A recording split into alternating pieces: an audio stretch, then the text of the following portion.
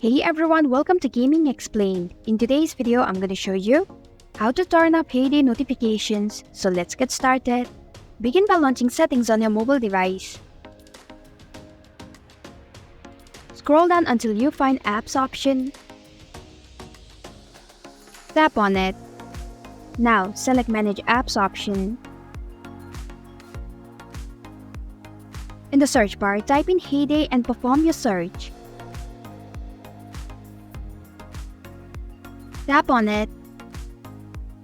Scroll down a little and then tap on Notifications option. To turn up Hay Day notifications, disable Show Notifications option.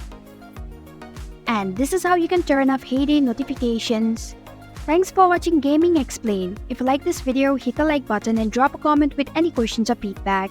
If you are new, subscribe and click the bell icon to stay updated on the future videos.